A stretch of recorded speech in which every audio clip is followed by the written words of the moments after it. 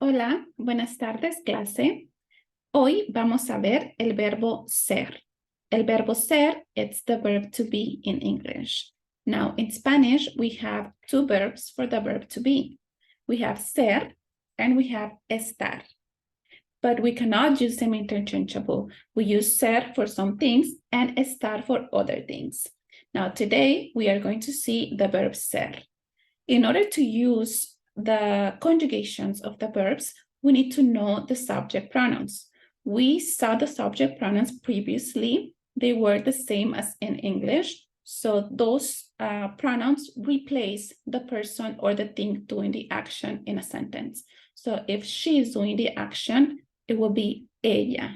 Okay? If I am doing the action, it will be yo.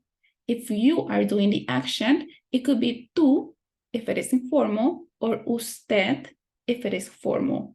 Remember that we use tú for people that we know very well, like friends or the boyfriend, etc.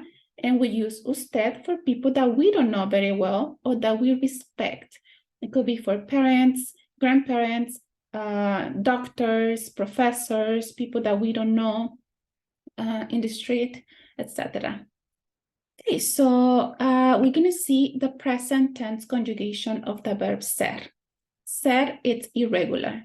That means that it doesn't follow the pattern that other verbs follow. So we need to memorize the conjugations. We need to learn them by heart. Okay, so these are my subject pronouns. Pronombres personales en español. Remember the yo, it's I. Tú, you, informal. Él, he, ella, she, usted, you, that formal. Nosotros, we also have nosotras if it is all girls. Now, if it is girls and boys, we always go for the masculine plural. We have vosotros or vosotras. This is you all, but this is only used in Spain. We don't use it in Latin America. We have ustedes, which is you all, like you plural, more than one. We have ellos, which is they, could be all boys or mixed boys and girls. And we have ellas, which is they, but just girls, more than one girl. Okay, so the conjugations are yo soy. Okay, this is I am. Yo soy, it's I am. The conjugation for tú, it's eres. Tú eres in English is you are.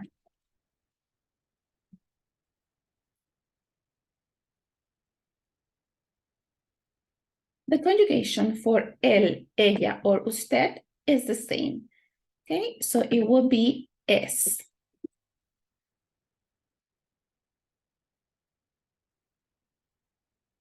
So él es, ella es, usted es. And in English, it will be he is, she is, or you are.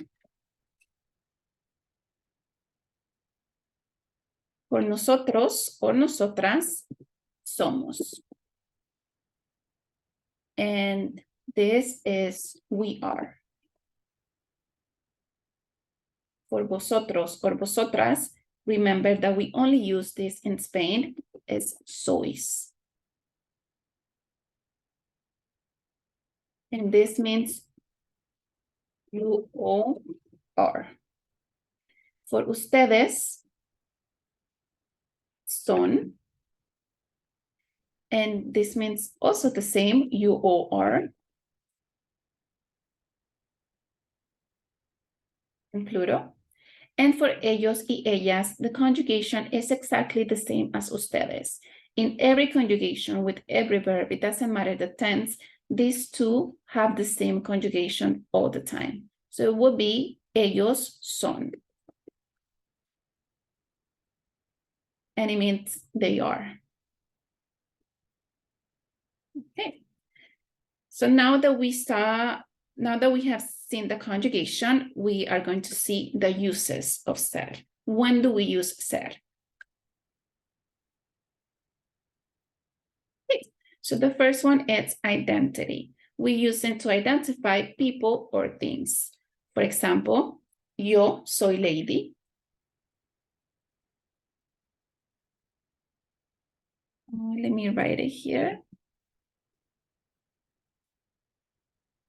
Yo soy lady. I'm identifying myself. Okay. For identifying things, es el teléfono.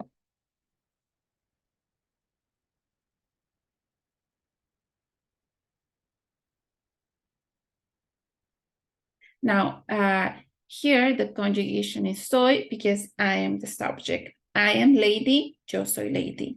Here the conjugation is es because we're talking about the phone. The cell phone, it's the subject. And the cell phone in Spanish, it's masculine singular. So it will be he or él. So es el teléfono.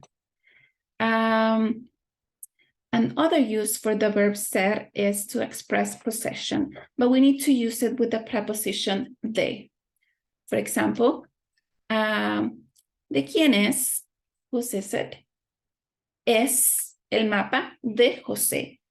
Okay? Or ¿de quiénes son? Whose are they? In plural. Son los lápices de la chica. Now it's son because the subject is plural. Los lápices, pencils, more than one, it's plural. So we use son. Son los lápices de la chica. Okay, so we already saw identity, possession. Now the next one is to express the place of origin. But we also need to use it with the preposition de, and we cannot forget about the preposition de. So if I want to say I am from Mexico, I'm going to say yo, I, soy, am, de, from Mexico. I am from Mexico, yo soy de Mexico. Now here in this sentence, I am not the subject anymore. Él is the subject, he is the subject. So he is from Puerto Rico. So it will be, él es de Puerto Rico. Now in the last example, we have ellos, which is they. They are the subject. Ellos son de Costa Rica. They are from Costa Rica. Now, if you are from the US, you said,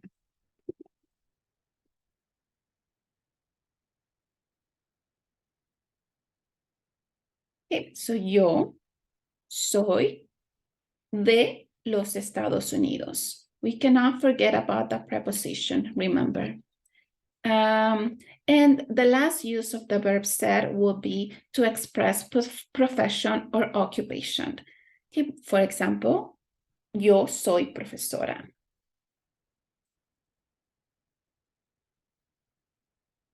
Yo, I, soy, am profesora, professor. Now, in this example, I'm not the subject anymore, but Maria is the subject. Maria is she. So the conjugation for ella is es. So María es doctora. Ustedes, you all, son estudiantes. We have son because ustedes, it's plural. And the last one, tú eres conductor. Conductor, driver. You are a driver. Now in Spanish, we don't need the indefinite article un or una like we need in English. I am a professor or I am a doctor. We don't need it unless you are using an adjective to describe the profession. For example, María es una doctora excelente.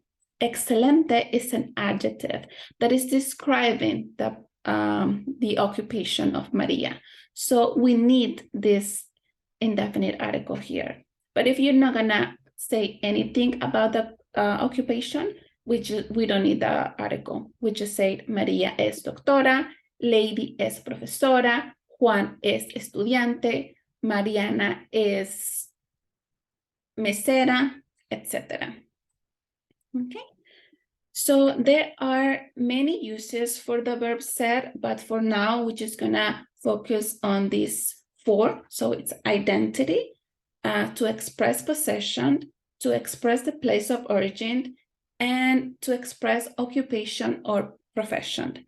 Remember that the verb ser is irregular, so we need to learn the conjugations by heart. We need to memorize it. Okay, so that's it for today. I hope you understand those uses of the verb ser. And yeah, I see you soon. Adios.